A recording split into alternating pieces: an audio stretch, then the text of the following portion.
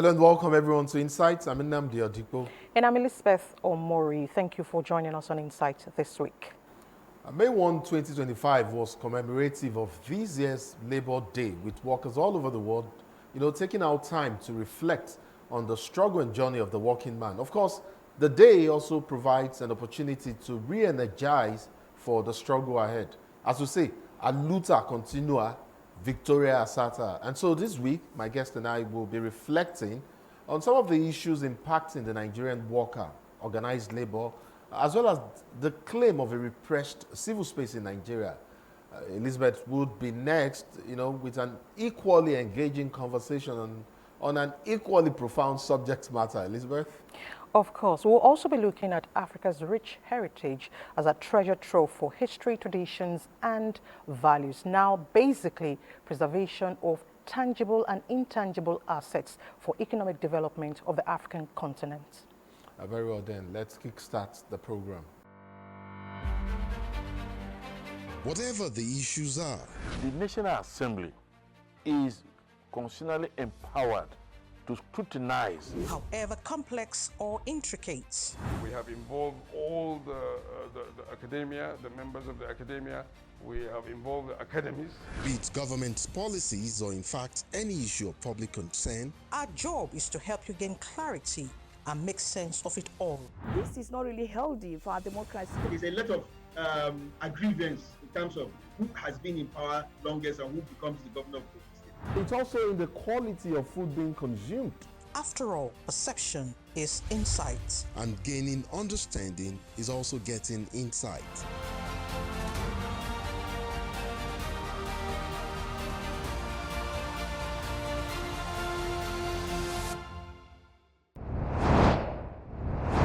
Beyond the rhetorics and parades, the International Labour Day, otherwise known as the Workers' Day, carries a raw, unyielding fruit. And that truth is that the fight for dignity is never a relic of the past, but that it is a fire that must be kept alive. You see, here in Nigeria, the resolve and the resilience of the worker, the Nigerian worker, are continuously tested, and their willpower for a luta continua often stretched to the limit. But the question is, will real progress remain a promise for the working man, or let's say for the working woman in Nigeria? Or with the workers' solidarity anthem, that's a luta continua, Victoria Asata, would that remain a battle cry in perpetuity? Now, let me bring in my guest, the head of international relations for the Nigerian Labour Congress, Comrade Uchenna Ekwe. Thanks for joining us on Insight. Welcome to the program. Thank you. Comrade, I recall you being here in our network news studio on May 1 when we had this focus group conversation on the same subject matter. I'm also sure you participated in our online survey where we asked Nigerians to pick one out of three options, on the area they want government to give the most priority in order to improve workers' productivity in Nigeria. Comrade, incidentally, you left before the poll results came out, but I'd like to tell you what the poll said. The poll showed that 68.7% of our respondents, that they chose living wage reforms as the most important area for government's intervention. I'm sure that is not surprising to you, but I'd like to know why you think Nigerians may have gone that way, especially given the context that we're talking about improved productivity. One would have assumed that perhaps upskilling the worker, in addition to providing other social safety nets, should ordinarily take priority. Don't you agree, comrade? First, they are not mutually exclusive. Okay. The point is that a living wage does not stop to improve on the other these things. But somebody who doesn't have a living wage, who may not be able to transport himself to get to the office, or even if you are provided health care and he can't transport himself to even get to the hospital, it's a non-starter. So, and giving the worker a living wage does not by any means say you don't need to improve his skill and also be sure you have a good access to Medicare and other social amenities. So it can be surprising because in a situation where the wage is not able to even keep the family for one day, it's not acceptable. And the immediate family pressure is too high to even understand any other suggestion. Okay? So it's not surprising. I suspect that was your choice when you chose, when you participated in our polls, right? Yes, that was my choice. Because if you say healthcare, first, a clear knowledge of the system tells you that even that process is neither here nor there. That even before you get there, and I can use several examples to show you. Okay. When the government, even under the military, came up with the idea of contribution by workers to housing, the workers, yes, with the promises that the workers will be able to get housing through mortgage, which will remove the pressure from the worker. The worker's deduction was done, or continuously has been done.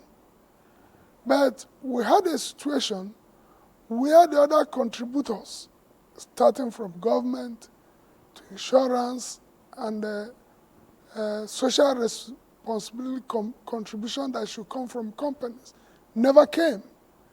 In fact, the situation degenerated in those days, because some of us have been there and know the history, where the first fund the Minister for Works goes for, or Minister for Work and Housing, as they were then, was to go and take the workers' contribution, fix in the bank, and be making money out of it. And the worker never benefited from it. It became a huge problem that during the coming of this back to democratic rule, there have been talks about improvement, but that improvement have not gotten to answer the demands of the workers. The worker who had that knowledge that his money is up to today being deducted, and he still doesn't have the kind of access promised to housing, knows that it will still be a chase that will not come to be. Same thing with contribution to health insurance. It is only recent that we started getting a flicker of what makes a bit of sense. So to give those promises, and those deductions are being done from the existing salary, which the salary is not even enough in the first place, and those deductions are made. So the worker is clear about what he will need first. Okay, I hear you, and I hear you clearly, comrade. I am going to play the devil's advocate here. And this is an issue that has been, that is front and center in this discourse, whether it's whether you're talking about collective bargaining, you're talking about wages reforms. And this is how labor unions, balance the advocacy, and struggle for fair wages against what the government often tells and puts forward as existing resources in light of the financial crisis that we find ourselves facing oftentimes, Would you prefer, comrade, for the government to give priority to workers' survival over measures that they put in place to improve the economy or boost the economy, measures often referred to as austerity measures, for instance? I will approach it from several dimensions. First and foremost is that primary economics tells us that no individual, no nation have enough resources for what True. he or she want to do. True. So scarcity is part and parcel of life of nations and individuals. And primary economics recognize that fact. And that is why the beginner economic study in economics in secondary school takes you to opportunity cost, choice. You know, and it clarifies that what you do is what you place as priority. So the question is, where does the government place the welfare of the worker? If you place it in the scale of preference, down, you will never have resources to do it. So a scale of preference. In the opportunity cost and choice and scale of preference, where does the welfare of the working people and the citizens come? If it goes down, and in the scale of preference, what happens to the rich and the big becomes number one. There will never be resources to deal with that. Having said so, I move to the next stage of looking at the issue. I have often used this example when we talk about resources and management. And I prefer using a simple analogy. And I won't get tired of using that simple analogy of a family. A father comes into the house and calls a family meeting with the wife and the children and said, look, guys, this family is under pressure financially now. And we are going to do adjustments to the way we live, which includes our feeding. And he now says, we are going to eat once a day. And the whole family members say, okay, in these circumstances, we go with you, Daddy. We eat once a day. And everybody got up. Only while the children went to farm or to school, on their way back, their father was in a beer parlor with about 6 bottles of beer on the table, pepper soup, and other things. Do you think that that logic, that family agreement will still work?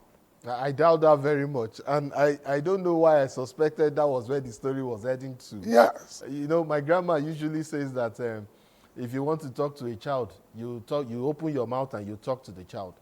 That if you want to talk to the adult, that you, even from the expression on your face, and that, you know, that the adult already sees it and understands what you're saying. So, comrade, what you're saying is that the welfare of the worker cannot be the foregone alternative.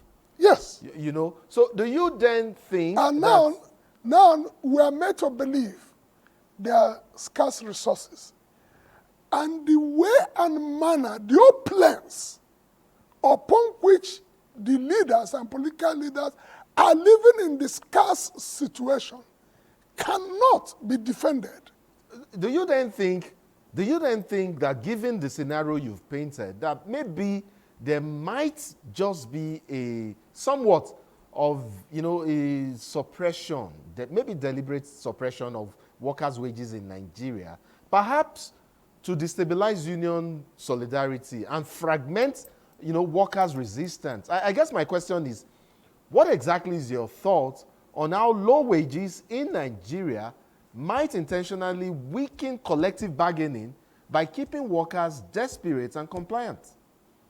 Yeah, you got it straight. But I also want to warn that that's a dangerous trend and a dangerous approach. But you think there's something like that at play? Well, yes, because it shows that first, that there are people, some people, in the corridors of power and governance who have little or no respect, not to workers, but to human beings. Because, at times, when we talk about the wages, the way we talk about it looks like it's an abstract thing. Until we realize that it's not abstract. We are talking about the life and living condition of human beings and families. So, because it's important to get it in this context, so that somebody said, oh, let's weaken the unions, or let's weaken their solidarity. That is far from it. You're only saying, let's get people to die in the families. Let's get human beings to die.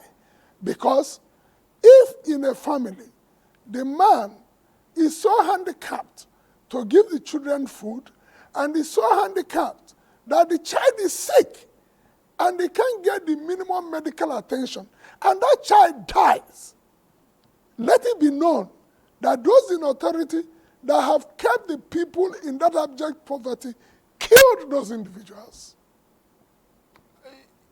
I hear you, comrade, and this is quite a passionate, issue, touchy, yes, passionate for union leaders like yourself, and quite intriguing for workers, ordinary workers like myself and many Nigerian workers out there, because the issue of wages is something we are all vested in. But let me redirect our conversation now to an issue that organized labor raised during this year's Labor Day, Workers' Day. And that was the call to leave no worker behind.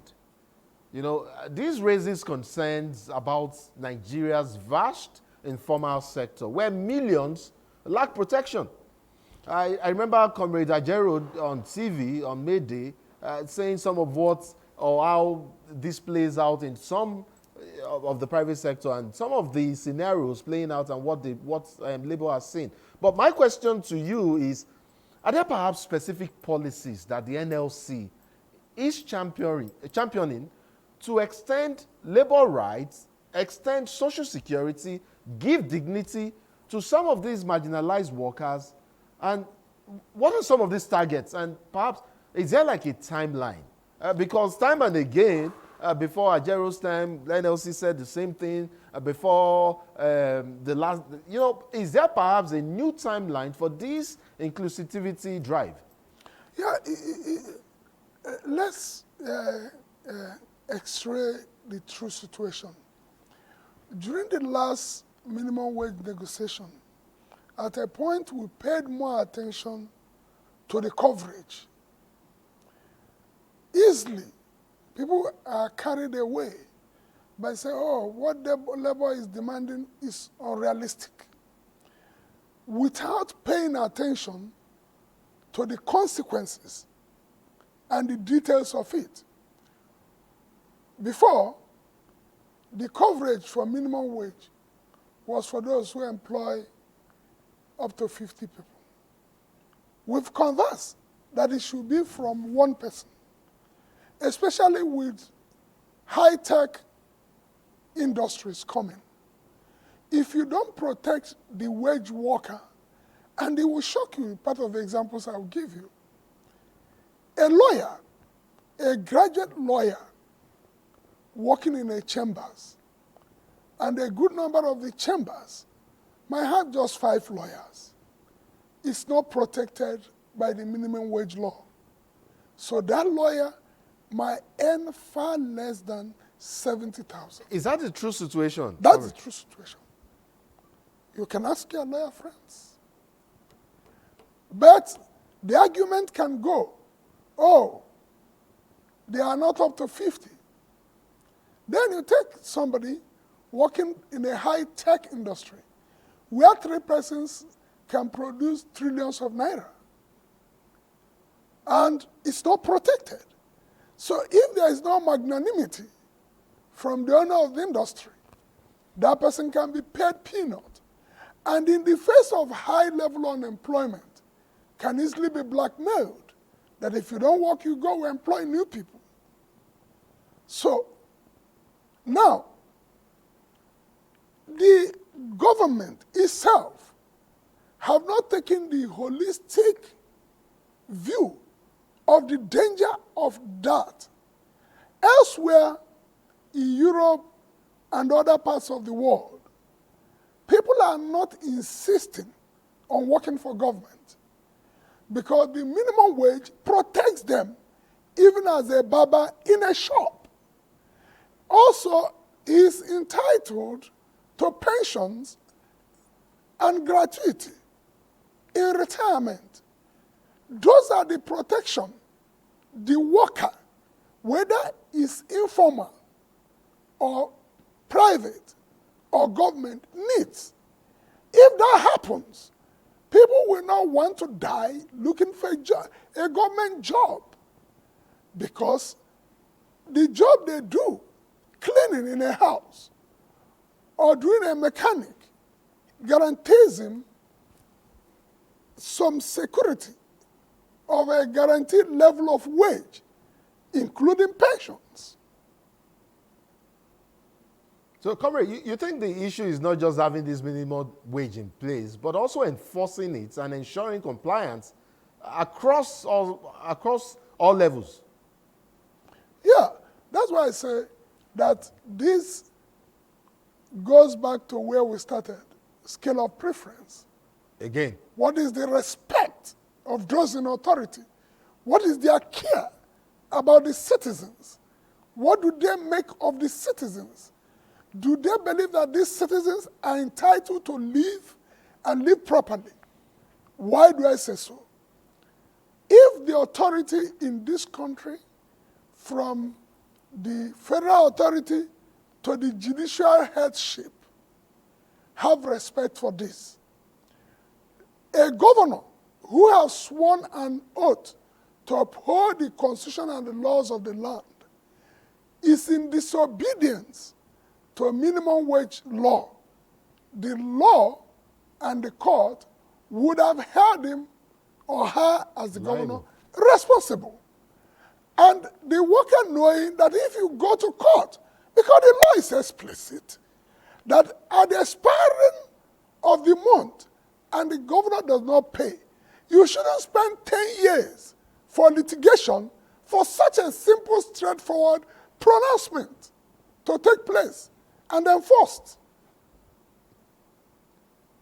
You know, but given the situation and now some of these, you know, you've mentioned a couple of scenarios, given how they are playing out, I'm not saying NLC isn't doing much. We see what the NLC does. And in fact, this brings me to another issue that organized labor raised during the commemoration of this year's May Day celebrations. You know, an aspect which was part of the rallying cry to reclaim civic space.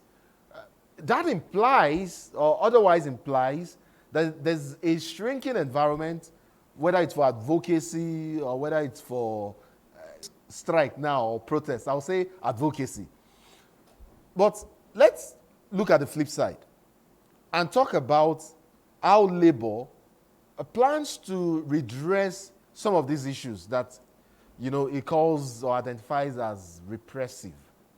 You know, closing the space for workers' voices, you know, to be heard. Is NLC doing anything aside protest, which, yes, maybe they are right, but has to be done in a civic way as well?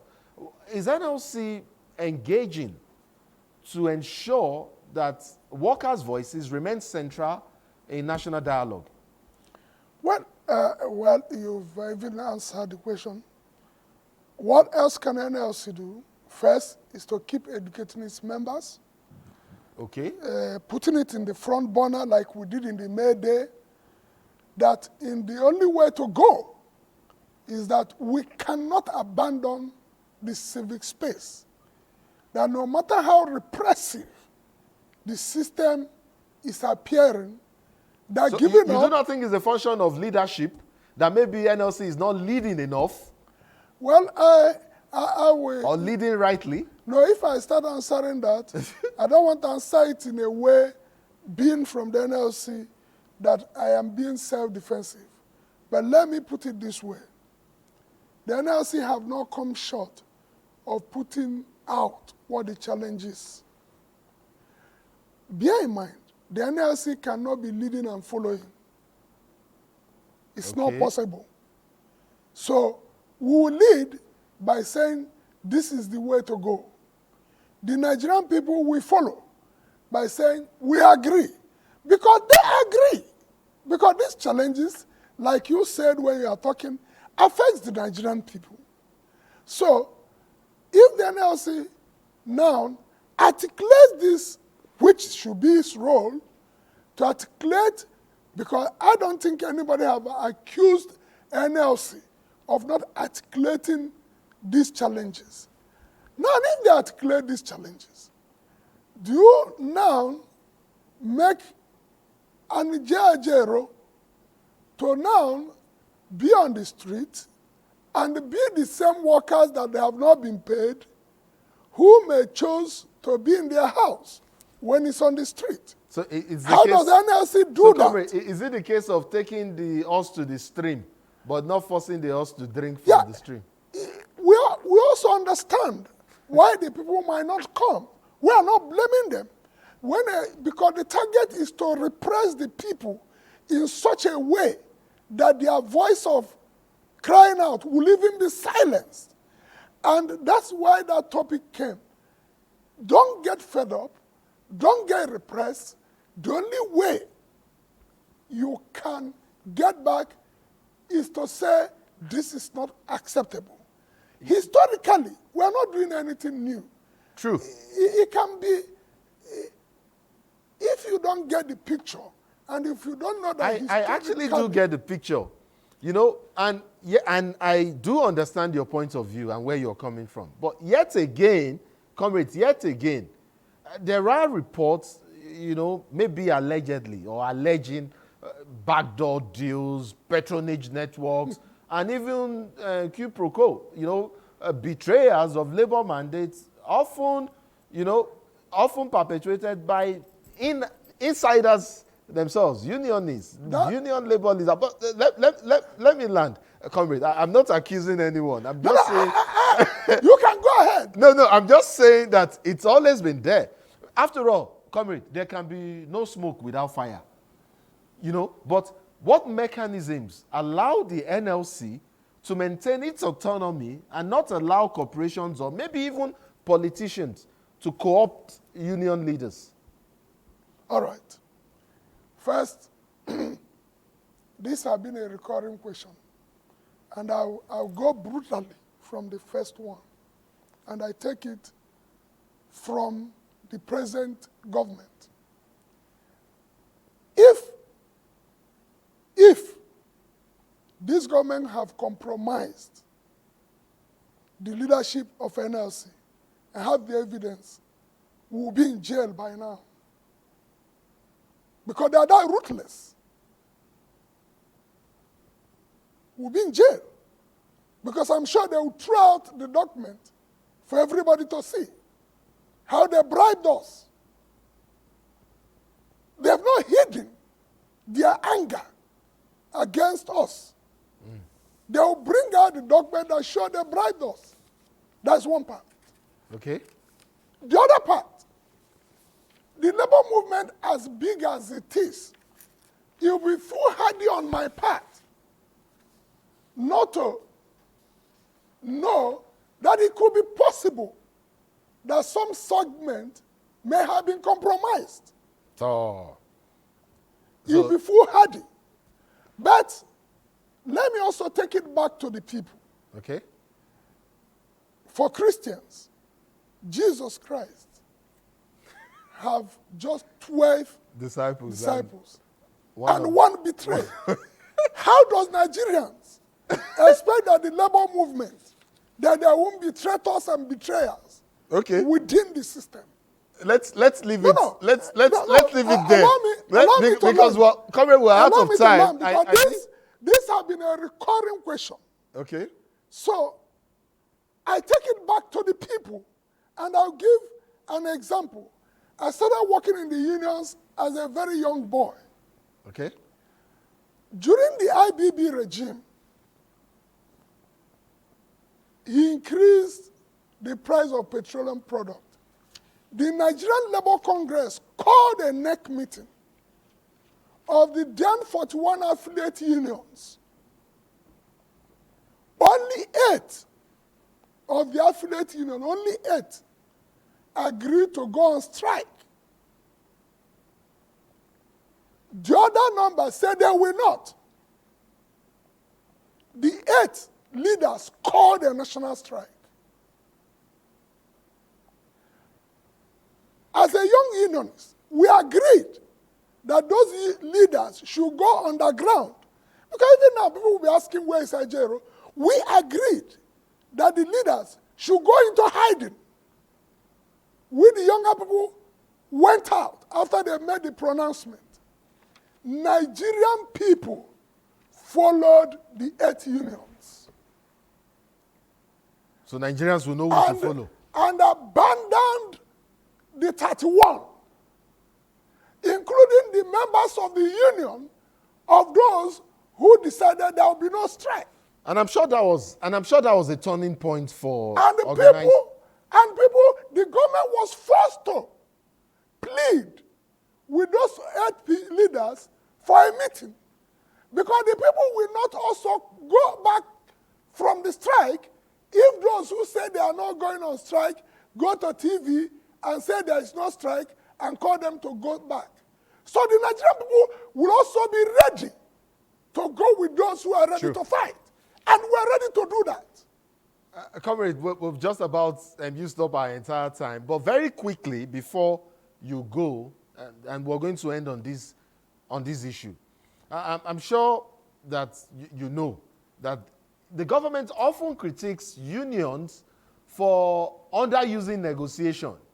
And the unions on the other side, or conversely, views strikes as necessary when bargaining fails to deliver what they consider as justice or equity. What and how does the principle of collective bargaining factor in bridging this divide, that gap, that requires addressing the obvious power tussle, or maybe I use imbalances?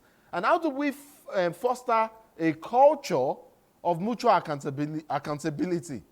Very quickly, comrade. Yeah, for example, if you go and check, let me pick out ASU strikes. Okay. Most of the ASU strike have been on the failure of government to keep to what had been agreed on the bargaining table. So, 2, most of the times, the Nigerian people accuse NLC. Usually, is that NLC have given government notice, called for discussion, which is the way to go. Those letters will call for negotiation to conclude. And the government never obeys it until a strike action is threatened. Even when it's threatened, they won't call a meeting after a 21-day notice was given until 2 days to the expiration of the date. That expressly tells you the person who have no respect for collective bargaining. So, again, it goes back to all labor is saying. The demand for respect, the demand for dignity. Labor wants for government to accord the Nigerian worker this respect. Comrade Uchenna Ekwe, if we were to continue, I'm pretty sure there will be plenty of issues to talk about, plenty more perspectives to bring up. But unfortunately, we're out of time. So we would draw the curtains here, and I would look for another opportunity to continue this conversation. I'd like to thank you so much for coming on the program. It's been a delight listening to your take, your position, your stance on some of the critical issues that we've thrown up in the course of our discussion. I'd like to thank you so much for coming on our program. Comrade Uchenna Ekwe, Head of International Relations for the Nigeria Labour Congress, NLC. Thank you so much indeed for coming on our program. Thank you very much. Moving on now, I would hand off to Elizabeth Omoruyi. She will be talking about our traditions and culture and how sellable they are. And let's say I talk about our Africanness and perhaps our Nigerianness, and talk about and see how sellable that is as well. Elizabeth Omori comes up next. While Africa is underrepresented on the World Heritage List, Africa accounts for some 12% of all inscribed sites worldwide, a disproportionately high percentage.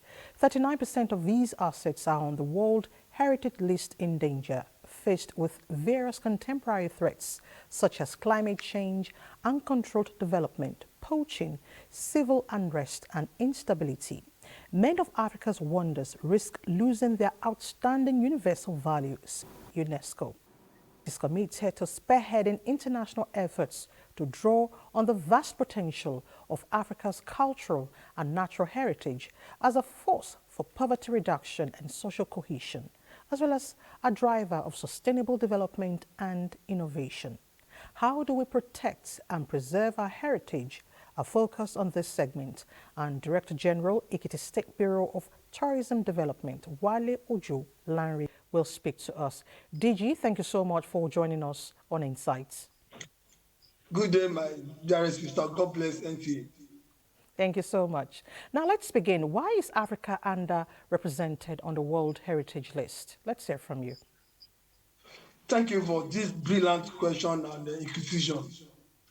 It is sad that Africa, with its huge population, has been underrepresented when it comes to UNESCO heritage sites. Remember, we have 1,223 UNESCO heritage sites in the world. 1,223 UNESCO heritage sites in the world. My sister, Africa is one of the largest continents in the whole of the world. Africa has only 46 gross underrepresentation. It is sad. It is sad because Africa has the largest first-class civilization in the world. You talk about Egypt. You talk about the empires. You talk about the kingdoms. Where we have heritage, both tangible and intangible heritages are there. But it is appalling that in the UNESCO, Africa can only be given just 46. It is sad. And why? The question is why? Let me tell you, it's a combination of many factors. Number one, the colonial heritage. Their measurement when it comes to measuring the heritage site of Africa, they use Western profiling, Western standardization that align with Western sites, while undervalue that of Africa. That is number one. We have institutional problem too. Institutional problem are one, do we have the legal profiling, the legal testament and framework for heritage tourism in Africa? Very few. What is our view about heritage? What is our view about tourism?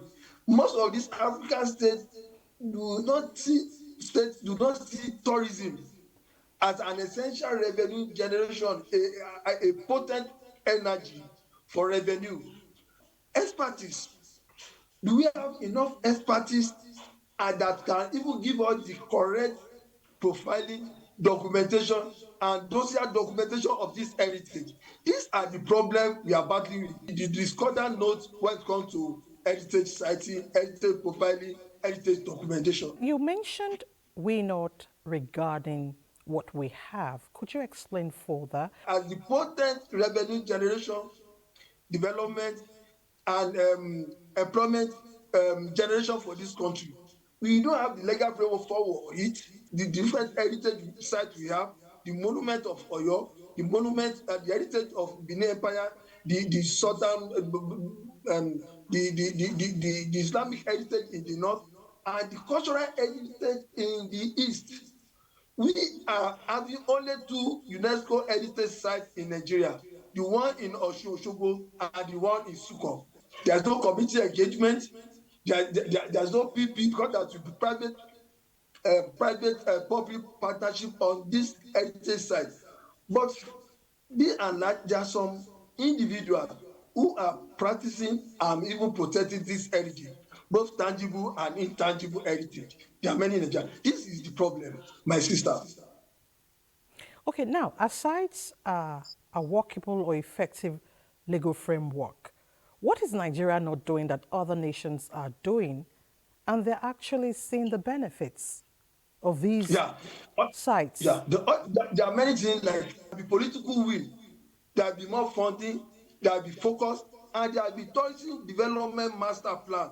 And I've been saying this, we must have a tourism policy first and tourism development master plan. Because if you have tourism development master plan, we will have involved and include heritage tourism in the development master plan.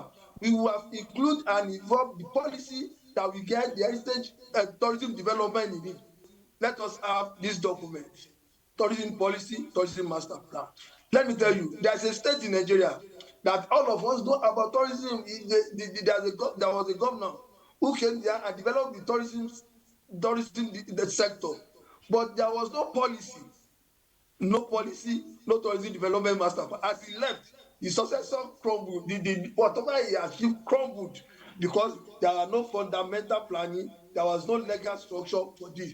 And this is what we are creating in Ekiti State. So that by where we are living, whatever we are doing now will be sustainable, because you know this is where we started from, this is where we are, and this is where we are going. That is what we are doing. And you can see that in heritage, we are sequentially taking our tangible and intangible heritage to the public.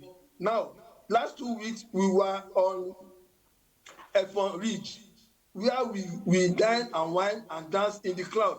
There's a place in Ekiti where the heart meets the atmosphere. That is where the cloud kisses the heart. We were there. There's a place there called, that is effort. So we are trying to make this possible because we know the heritage site.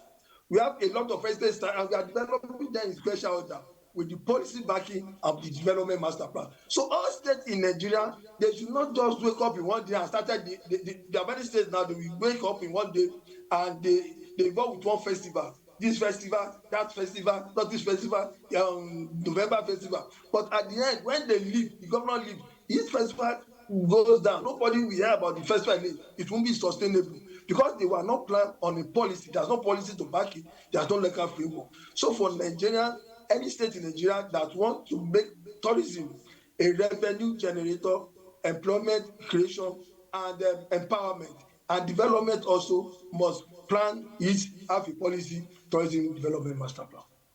Okay, so what does it take to come up with a very strong or effective structure for the tourism sector? Tourism is about low-hanging fruit. Let me give you an example. If you relate Mandela, when Mandela was alive, I visited South Africa, and I find out why was tourism so thriving in South Africa, and understand that Mandela believed South Africa was a mice country, meeting, incentive, conference, and exhibition. And because of that, he pumped money into the development of tourism sector.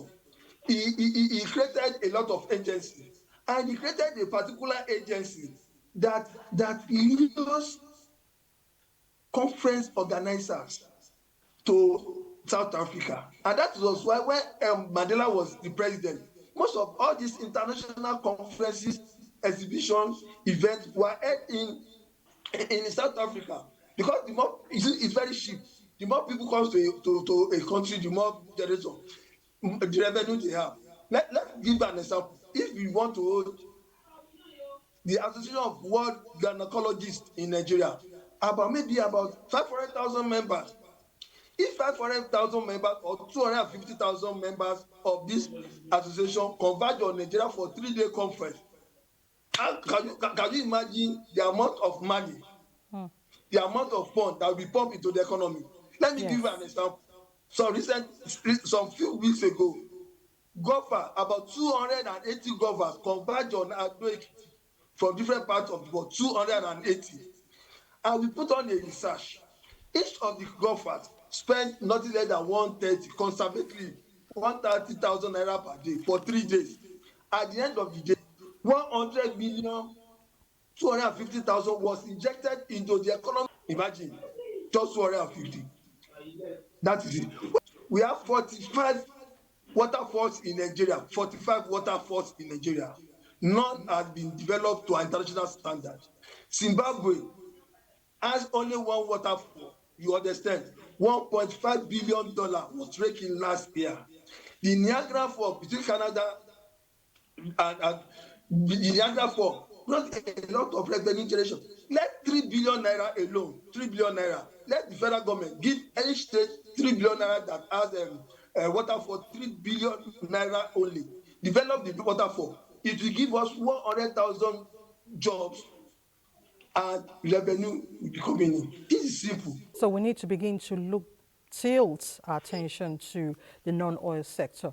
Now, how do we preserve these assets for the sake of posterity? You've talked about employment generation. How do we preserve them for the sake of posterity? Because if you take a look at some sites in Saudi Arabia, in Jerusalem, in Dubai, many of them, in Spain, in Peru, many of them, we call all these, we see history.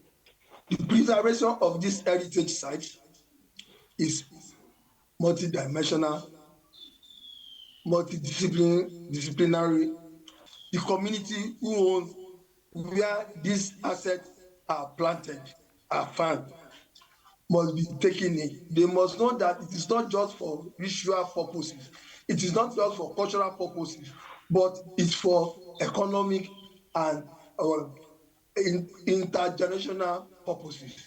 We must let them, we must create awareness within this community. The community must know that this is their product, this is their asset. And the more they protect the asset, the more money, because if the assets are protected, look at Goree Island, for instance. Look at the Cape Coast, the Emina Castle. You understand? You will see that these assets they belong to the people. Let the people own this. Let there be a creation of awareness among these people who own it, and let the government, let them the economic benefit of it, because the asset can be there for ritual purposes, for cultural purposes, for dance purposes, but if you don't allow them to see that come, the more you prevent, protect, enhance, and market this place, the more the people come here, the more your economy grow. They will buy food, they will sleep in a hotel, they will engage your people. Some will have network with your people, and maybe the chaplain can come here and all those things. So this is one of the things we have to do. 2, documentation and digitization must come in. We are in the area of digitalization. We must digitalize, document, and make proper profiling of this site, so that when it is ready for UNESCO to take over, the experts who have done the proper profiling and documentation of this asset, and that will be for it. Then 2, there must be intercontinental collaboration, interregional collaboration. We may have Oshogbo. If there is no intercontinental collaboration on Oshogbo, when people like the late Susan Wenger came in all the way from Germany, settled down, brought all our influence, network them, and talked about Oshogbo. Oshogbo will not today be a UNESCO center. So there must be intercontinental, interregional collaboration. Secondly, the education, like I said, the awareness must be there. Then the government must make the proper, like I was going to say, there must be legal framework for protection, branding, and enhancement of this site. If we have enhanced it, if you have properly, Nigeria properly profiled, documented, and do all those things, if the UNESCO now come, that's why we say no. This is it. This is the rule, and it will be accepted. So these are others what we can do to make this a generational thing. And like I said, the generation, the Gen Z must buy into this. We are getting old. The Gen Z must see the cultural, the economic, and the importance of this to their sustainability of that place. Those are part of what we can do. Okay. Now, from your explanation, what I could really deduce is that we really need to embrace what we have. Embrace partnership. There has to be political will. People need to know. We We need more advocacy. Now, some continents are cashing in seriously through our cultural sites and other monuments that we have. In leveraging them, can we reduce poverty within the continent? Can we increase partnership within the continent so that we can have more investors coming to help us build or plan or have these sites or have more traffic at these sites? Can we do that? Is this feasible from your own angle as an actor in the sector? Let me give you, can do that. One, we must form a synergy and network with the private sector. Tourism is private sector driven. The government provides the conducive atmosphere. Let's give an example. Last year, one man called Otumba Wanle Akiboboye started what we call Ipada, diaspora tourism. About 14,000 diaspora visited his resorts, and almost from all members, a lot of people from the African continent. But most importantly, people from Casablanca, the Brazilian and co, they visited that place. See what Mama Nika is doing. Mama Nika is using her own like cultural, intangible cultural heritage to lure as many foreigners to Ikoyi, Gallery. Lekki Gallery. See what we are doing with Ojudi Oba. See what we are doing with Iduroko in Ekiti State. See what they are doing with Iliji Festival in the East. These are what it is about collaboration. That's why I said there will be intercontinental collaboration, one between private and public enterprise, private sector and international sector, so that as to bring this even the religious tourism. Are we talking about Baba Adeboye and all the GOs having their conferences? I remember when Baba Adeboye came to Ilogo Ekiti State, over 4,000 people converged on that small town in Ekiti.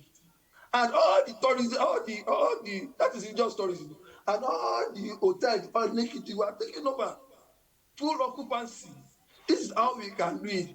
The tourism industry is not for Nigerians to survive. What I know, tourism is inexhaustible. Oil is exhaustible. We should now start to plan for tourism development of Nigeria. And we have to leverage on heritage, culture, education, ecotourism, ecogenesis, community participation. This is how we can build Nigerian tourism and make it enviable. Imagine, let me give you an example. There's a country in this world, it's only 27 million people. Last year, 2019, 25.5 billion people visited this country. That is Malaysia. Yes, and what is Malaysia produces oil? It's a manufacturing, but Malaysia deposited and promoted the tourism sector of the country so well that 2.5 million people visited a country of 27 million people in a year. Can you see what you can do with tourism? All right, DG, before I let you go, should we put all these recommendations together, make them work effectively? Where do you see this crucial sector in the next 5-10 years? Yes, if the government we've decided, we Nigerians decided to make tourism a pillar of economy, of course we can. Because I believe if Nigerians could do this and we feed that place with people who understand tourism, not political, feed them with people who understand the nitty and the integrity of tourism, then Nigeria will move forward. So we have the document. I have a lot of documents. I've written a lot of memos to even though the president of Nigeria, Asiwaju Ahmed Bola Tinubu, that we need to develop this sector, and there are many ways to develop it. Not you can write memo, but let the memo work. Let it work. That is the problem. Director General, Ekiti State Bureau of Tourism Development, Wale Ojulari, I want to thank you so much for joining us on this segment. Thank you very much for your thoughts. We really appreciate your contributions. Thank you very much. Thank you very much. God bless you. And I want to remember that this way I'm wearing is a suit. It's made from our intangible tourism heritage. Okay. It's our heritage too. Thank you. God bless you. That's good to know. Thank you very much. Thank you so much. And that's it for this week on Insight. Do join us same time next week for more on the program. My name is Nnamdi Odikpo. And I'm Elizabeth Omori. We'll see you next week. Bye for now.